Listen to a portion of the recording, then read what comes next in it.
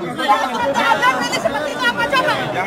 Kalau saya dengan sikap tadi sudah terekam dan itu sangat tidak konstitusional. Itu tidak ada memutuskan deh. Kami pulang. Selesai. Jangan bersangka di situ. Bukan bersangka hati. Tidak memberi. Sudah ada keputusan. Keputusan terlegitimatif.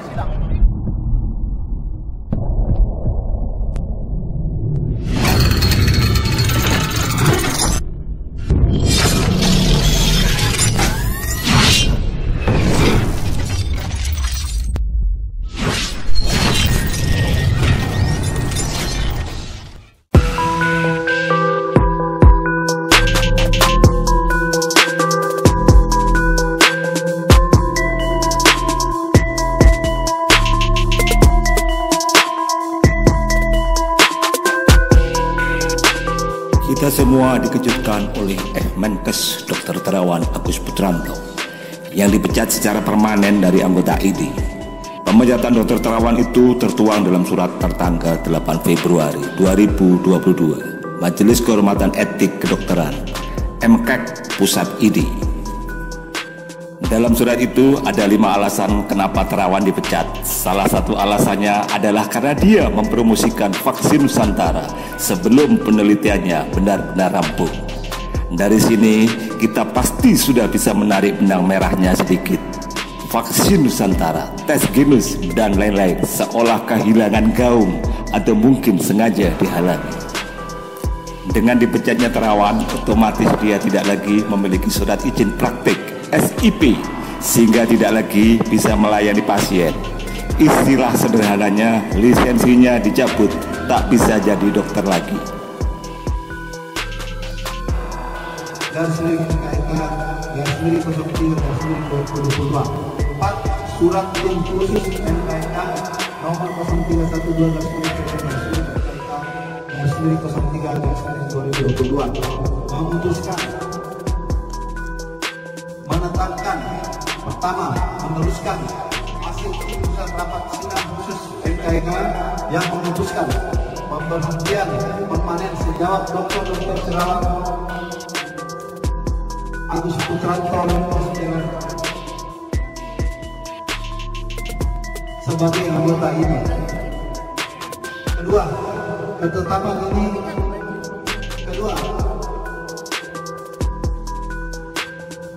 pemberhentian dilaksanakan oleh PBI selama 28 hari kerja. Ketiga, ketetapan ini berlaku sejak tanggal ditetapkan. Presidium Sidang Utama Ikatan Dokter Indonesia 31 Dokter Laboratorium Spesiologi, Dokter Purnama Satya Budi Psikologi, Dokter Anies Melawan Menkes.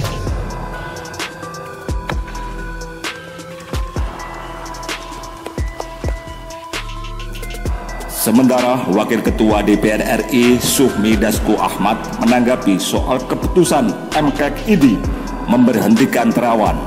Dasko menilai putusan rekomendasi MKEK tersebut berbahaya bagi masa depan dunia kedokteran di Indonesia. Kenapa putusannya ini berbahaya? Terus terang begini, dengan adanya rekomendasi MKEK ini saya khawatir akan menjadi jurisprudensi bagi masalah serupa di masa yang akan datang, sehingga menyebabkan para dokter-dokter kita takut untuk mencoba dan berinovasi dengan berbagai riset-risetnya, kata Dasko. Sebenarnya kalau bicara soal Dr. Terawan, di benak kita adalah cuci otak. Metode cuci otak dengan alat digital subtraction angiograph atau DSA dalam pengobatan stroke sudah sangat identik dengan nama Terawan. Banyak yang sudah terbantu dengan metode ini. Bahkan pasien luar negeri pun, terutama Vietnam, banyak yang mencari Terawan untuk berobat. Dan perlu diketahui, beberapa tokoh nasional pernah menjalani metode cuci otak dari Terawan, yaitu Prabowo, Hendo Priyono, Dahlan Iskan, Mahfud MD, Muldoko, dan Abu Rizal Bakri. Banyak tokoh nasional pun sudah merasakan hasil yang positif, tapi kemudian jadi polemik oleh ID. Pada Februari tahun 2018, Majelis Kode Etik Kedokteran Ikatan Dokter Indonesia (MKEK) ID sempat merekomendasikan sanksi pemberhentian sementara selama 12 bulan dan pencabutan izin praktik Terawan terkait metode ini. Kalau dalam kacamata orang awam, bukankah ini namanya iri atau ada kepentingan yang terusik dengan metode Dr. Terawan ini? Dr. Terawan kembali digoyang ketika ditunjuk oleh Jokowi sebagai Menteri Kesehatan. Beredar di kalangan media bahwa ID sempat mengeluarkan rekomendasi kepada Presiden RI untuk tidak menjadikan Terawan sebagai Menteri Kesehatan karena sanksi yang diterimanya. Makin mencurigakan bukan? Penunjukan menteri atau pemecatannya adalah hak prerogatif Presiden. Kenapa ini ikut campur?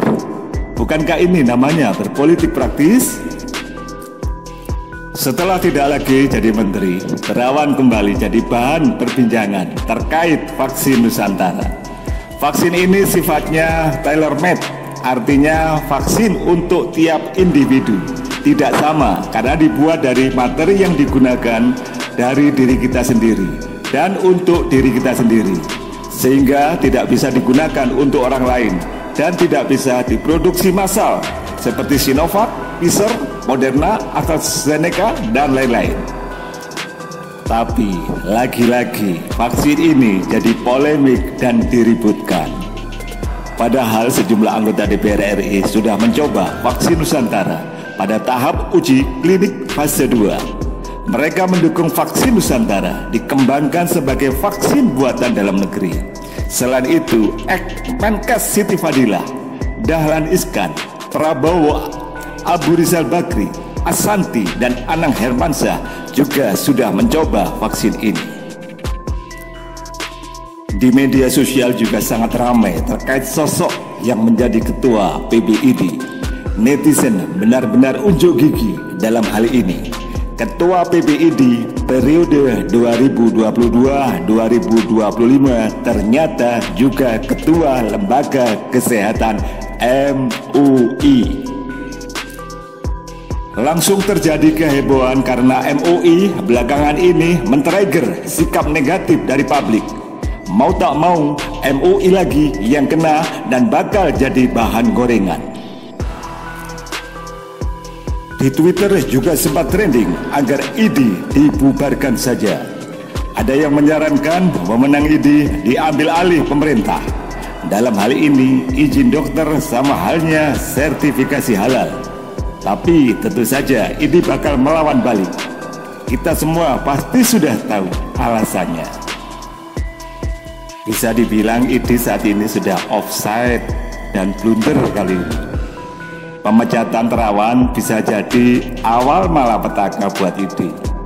Mungkin mereka mau show off kekuatan, tapi pada akhirnya jadi polemik dan bumerang. Tinggal tunggu perlawanan balik dari Terawan. Banyak yang mendukungnya. Kalau publik sudah menggila, ID seharusnya khawatir. Bisa-bisa ada ID tandingan yang memang harusnya begitu, biar tak ada kesan monopoli. Bagaimana menurut Anda? Kami tunggu komentar Anda untuk kebaikan kita semua sebagai anak bangsa. Baik untuk ID tetap bisa eksis dan Dr. Terawan tetap bisa melanjutkan prakteknya dan terus berkarya untuk Indonesia.